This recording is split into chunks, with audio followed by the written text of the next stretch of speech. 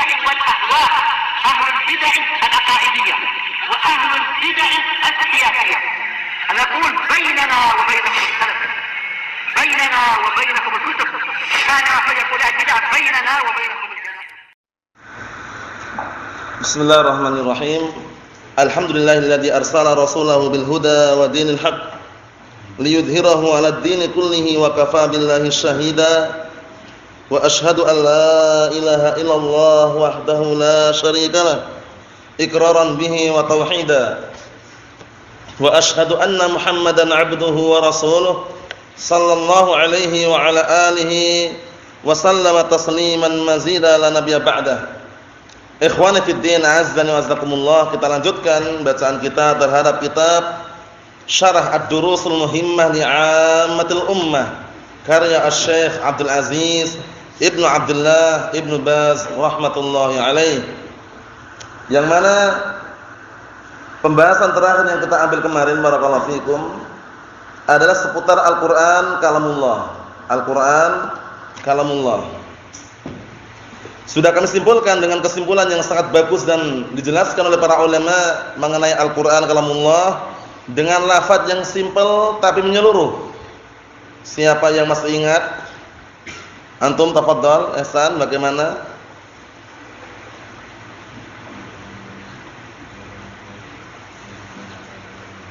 Naam, ahsan.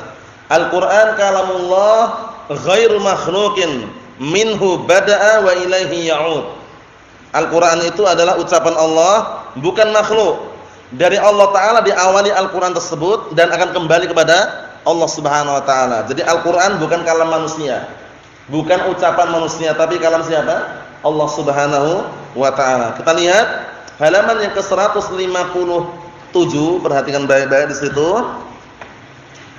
Al-Qur'anu kalamullah Ta'ala. Al-Quran itu adalah kalamullah.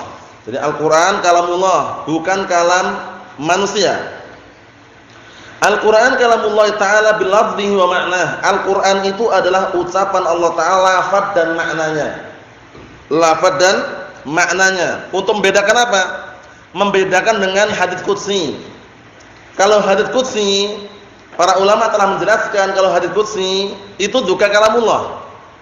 Hadits qudsi juga kalamullah. Cuman lafaznya atau maknanya atau dua-duanya atau apanya? Kalau Al-Quran, lafaz dan maknanya datang dari Allah Subhanahu Wa Taala. Kalau hadits qudsi, bagaimana? Apanya? Yang dari Allah Taala dua-duanya lafaz dan maknanya, atau lafaznya saja maknanya lain, atau maknanya lafaznya dari Rasulullah SAW? Maknanya dari Allah Subhanahu Wa Taala. Kalau hadits qudsi, lafadznya dari Rasulullah SAW, ya, beliau mengungkapkan, nah barakallahu fikum, tapi maknanya dari Allah Subhanahu Wa Taala. Oleh karena itu bedanya Al-Quran dengan hadits qudsi sangat jelas sekali, bedanya banyak sekali. Di antaranya kalau Al-Quranul Karim kita dianjurkan ketika membaca untuk ta'awudz terlebih dahulu. A'udzubillahi minasyaitonirrajim. Tapi kalau hadits qudsi enggak perlu. Enggak perlu. Kemudian kalau Al-Quran bisa dipakai bacaan di dalam salat. Kalau hadits qudsi enggak boleh. Paham ya? Enggak boleh antum ketika salat kemudian baca hadits qudsi, ya ibadi inni haramtud dzulma ala nafsi. Enggak bisa. Nah, barakallahu fikum. Kemudian kalau hadits qudsi tidak ada nas khusus yang membaca satu huruf dapat pahala.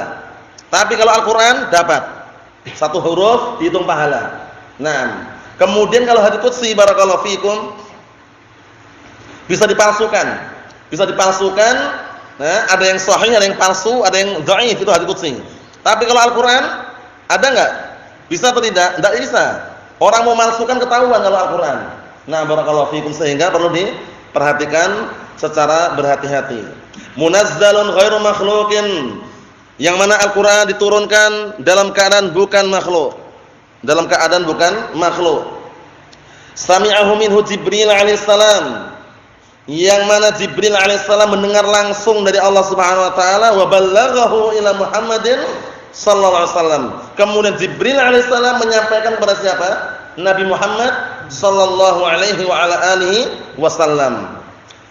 Dan Jibril alaihissalam dikenal atau digelari dengan Al-Amin, yaitu hamba Allah Subhanahu wa taala yang terpercaya. Tidak pernah meleset, tidak pernah berkhianat, tidak pernah bermaksiat kepada Allah Subhanahu wa taala. Jadi Allah telah perintahkan agar menyampaikan wahyu kepada Nabi fulan, Nabi alan sampai. Nah, di sana ada oknum-oknum yang jahat yang benci dengan malaikat Jibril. Di antaranya siapa? Orang-orang Yahud. Orang Yahud benci dengan malaikat Jibril. Kata mereka seharusnya wahyu-wahyu itu diturahkan kepada nabi kita dari Bani Israel katanya. Kenapa malah wahyunya disampaikan kepada Nabi Muhammad SAW? Mereka iri, dengki, hasad. Nah, kemudian dari kelompok sesat juga ada Syiah Rafidah. Syiah Rafidah kurang ajarnya mereka benci dengan malaikat Jibril. Kata mereka malaikat Jibril itu salah alamat. Lah kenapa? Seharusnya wahyu itu disampaikan kepada Ali bin Abi Thalib katanya. Bayangkan tuh ekstrimnya, hulunya di dalam menyanjung Ali bin Abi Thalib, melebihi kedudukan manusia biasa, bayangkan. Allahumma musta'an. Enggak suka Syiah Rafidah kepada Jibril, padahal Jibril alaihissalam digelari dengan apa? Al-Amin. Hamba yang amanah, terpercaya. Tapi yang namanya kelompok sesat seperti itu, Syiah Rafidah sangat benci. Enggak suka.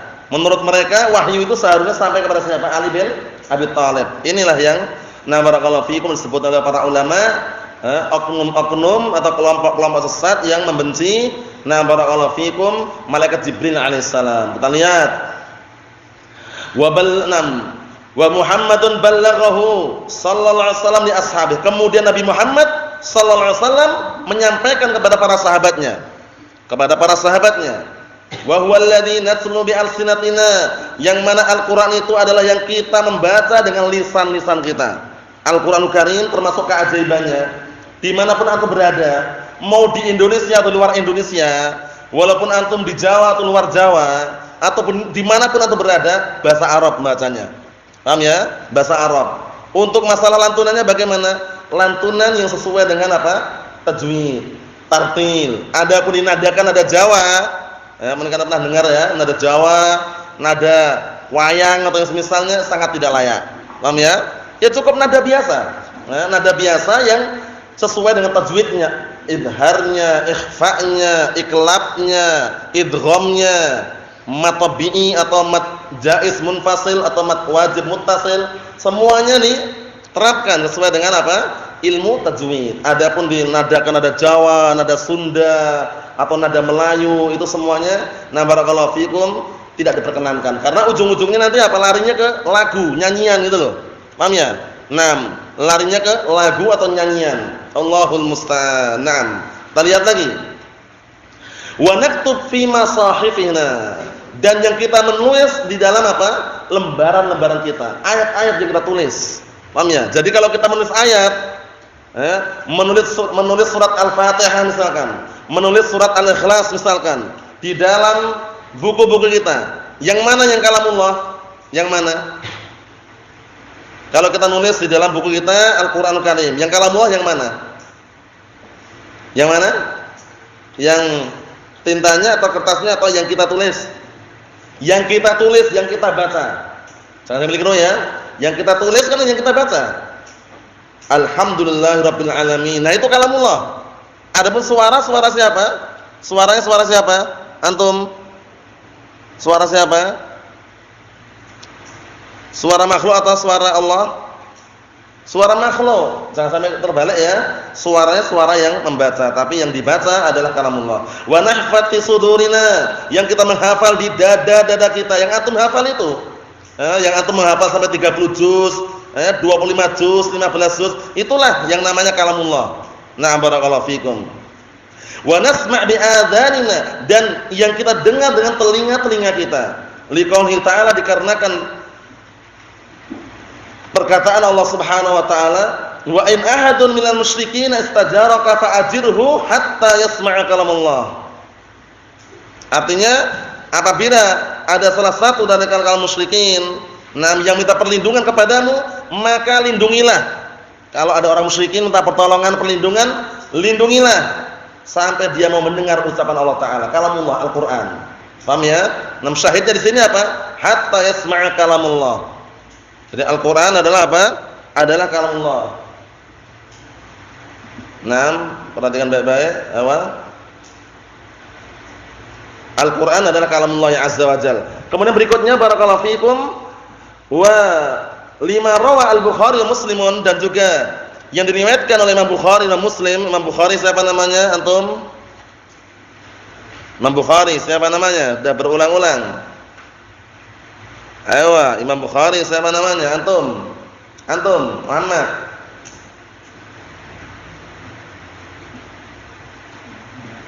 Muhammad bin Ismail Abu Husain.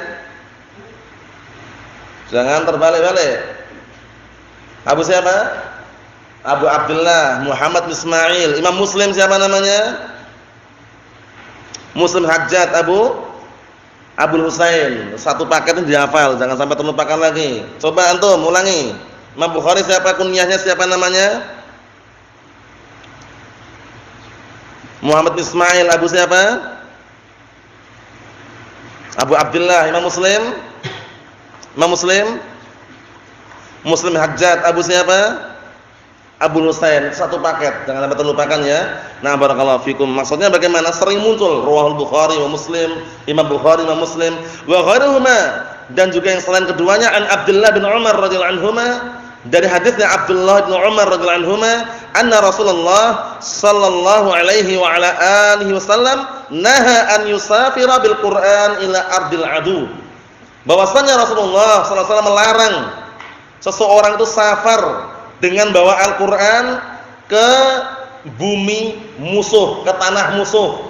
Tujuannya apa tujuannya? Khawatir nanti justru bisanya nanti dihinakan atau ditindas atau yang semisalnya. Nah, ini walaupun hadisnya mungkin fihi kalam ya, cuman kalaupun dengan dimaknakan bahwasanya larangan tersebut karena dikhawatirkan nanti apa? Nah, barakallahu fikum ada penghinaan atau ejekan dari orang-orang kufar atau yang semisalnya. Naam.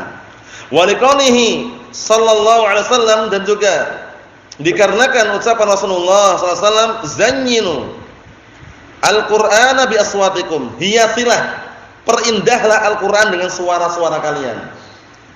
Bacaan Al-Qur'an akan semakin indah kalau kita mempelajari ilmu tajwid.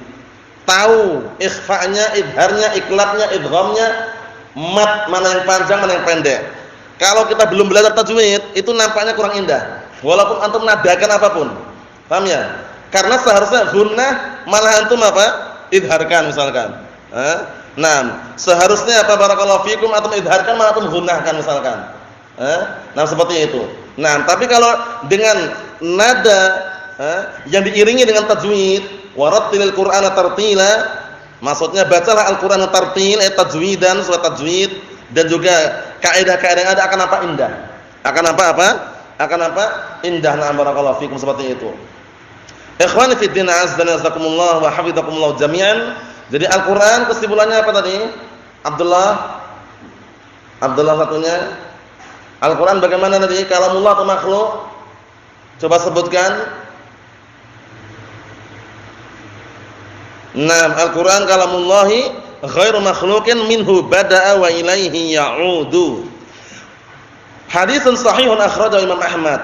Suruh menghiasi Al-Qur'an dengan suara kita. Maksudnya dihiasi bagaimana? Bukan dilakukan, dinadakan nada musik itu bukan, tapi dihiasi dengan ilmu-ilmu tajwidnya. Yang gunnah digunnahkan, sehingga ada yang dikenal dengan apa? Makharijul huruf. Makharijul al-huruf, tempat-tempat keluarnya huruf. Ra itu di mana, ba di mana. Jangan sampai antum sudah belajar enggak bisa mengucapkan huruf apa? Ra. Paham ya? Jangan sampai ya. Jangan sampai seperti siapa itu Wasil bin Atha al-Mu'tazili al-Ghazzal. Ra enggak bisa. Antum bisa belum? Ra coba. Ra itu coba bisa belum? La. Nanti ra itu ya, kalau sudah bisa nanti itu yang tepat. Ra itu ya, jelas. Naam, biasanya kalau masih kecil itu mau bilang al. Paham ya? Itu enggak masalah, tapi upayakan dilatih terus. Makharijul huruf penting ya. Sin di mana letaknya, ba di mana. Tujuannya fungsinya untuk memperindah bacaan Al-Qur'an. Nah, kalau tajwidnya bagus, ana yakin dan antum saksikan dan antum dengarkan, insyaallah bagus lantunannya. Paham ya? Tapi kalau tajwidnya belum bagus, barakallahu fikum, kemudian belum paham idhar, ikhlat, ikhfa, idgham, bi ghunnah, bila ghunnah atau yang semisalnya, biasanya kurang. Nah, barakallahu fikum. Karena seharusnya Antum saksikan, kalau dalam bacaan Al-Qur'an, gunnah itu yang paling enak didengar. Paham ya? Lantunan gunnah, ditahan 2 harokat, ya enggak? Kemudian kalau ikhfa, nah barakallahu fikum, dibedakan dengan idhar. Kan seperti itu. Nah, ini sekedar selingan bahwasanya memperindah Al-Qur'an dengan suara kita bukan berarti kita nadakan dengan nyanyian atau lagu, bukan, tapi dihiasi dengan apa? Bacaan tajwid atau yang semisalnya. Wal imanu bikulli ma dzakarna 'anil Qur'anil Karim wajibun. Dan beriman dengan seluruh apa yang kami sebutkan tentang Al-Qur'anul Karim, nama-namanya diturunkan dari Allah Subhanahu wa taala. Kalamullah itu wajib mengimaninya, wajib hukumnya. Kama yajibul iman bi annahu akhir kitabin nuzila min indillahi azza wa jal. Sebagaimana wajib kita mengimani bahwasanya Al-Qur'an adalah akhir kitab yang diturunkan dari sisi Allah Subhanahu wa taala, jaa musaddiqan wa muayyidan lima jaa fi kutubillahi azza wa jal as-sabiqah. Masyaallah. Yang mana Al-Qur'an datang sebagai pembenar, pendukung, penguat terhadap apa-apa yang datang di dalam kitab-kitab Allah yang terdahulu, Zabur, Taurat, Injil, Suhuf Ibrahim dan Suhuf Musa. Suhuf Ibrahim dan Suhuf apa? Musa. Benar enggak? Naam. Sekarang Taurat diturunkan kepada Nabi siapa Taurat? Nabi Daud, Nabi Musa. Zabur kepada Nabi siapa? Zabur.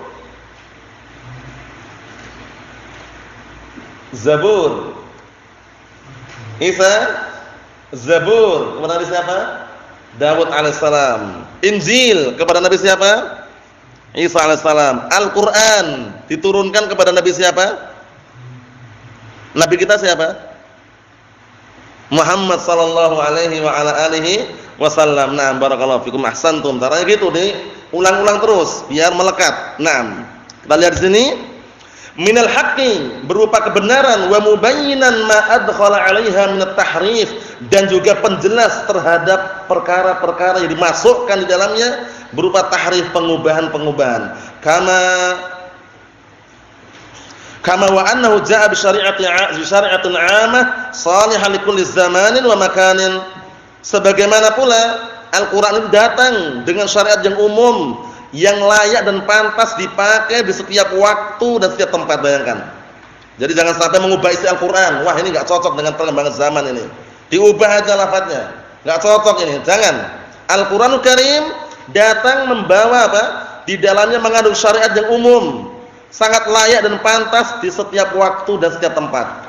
Nasikhah lima sabaqaha min asy-syara'i, sebagai penghapus terhadap syariat-syariat yang sebelumnya. Contoh saja. Zaman dahulu kalau orang tobat itu suruh ngapain? Cara tobatnya ngapain? Bunuh diri. Paham ya? Bunuh diri baru dikatakan sudah bertaubat. Kalau belum bunuh diri belum diterima. Tapi syariat kita boleh enggak bunuh diri? Enggak boleh, haram. Wala taqtulu anfusakum innallaha kana bikum rahima. Jangan bunuh diri kalian, sesungguhnya Allah Taala mencintai kalian. Wala tulqu bi aydikum la tahlukah wa ahsinu innallaha yuhibbul muhsinin. Jangan kalian menjerumuskan dengan tangan-tangan kalian kepada kebinasaan. Paham ya? Nah, jadi bunuh diri hukumnya haram. Tapi syarat terdahulu kalau tobat, bunuh diri syaratnya. Nah, dihapus, disempurnakan dengan syariat agama Islam yang mulia ini. Barakallahu fiikum. Naam. Wajibatun 'ala man balaghathu ila qiyamis saah. Ya, yang mana itu perkara yang wajib atas setiap orang yang telah sampai syariat kepadanya sampai tegak hari kiamat. Wajib untuk apa? Berpegang teguh terhadapnya. La yaqbalullahu ta'ala min ahadin dinan siwaha. Bayangkan. Allah Taala enggak nerima dari seorang pun agama selain agama yang dibawa oleh Rasulullah sallallahu alaihi wasallam, agama Islam. Jadi selain agama Islam, walaupun sebagus apapun, seindah apapun, sejujur apapun, tidak diterima di sisi Allah Subhanahu wa taala. Dalilnya apa? Dalilnya hamdalah. Ayat yang sering terulang-ulang, orang yang mencari agama selain agama Islam enggak diterima di sisi Allah Subhanahu wa taala. Ayo. Sebutkan. Enggak usah ragu-ragu. Ungkapkan aja, nanti dibantu kalau belum terungkapkan. Ewa? Apa ulangi? Yang agak keras sedikit biar kedengaran. Alhamdulillah ya. Apa ayatnya? Na'am ahsanta barakallahu fikum. Wa may yabtaghi ghairal islami dinan fala yuqbala minhu wa huwa fil akhirati minal khasirin. Ayat yang sering muncul.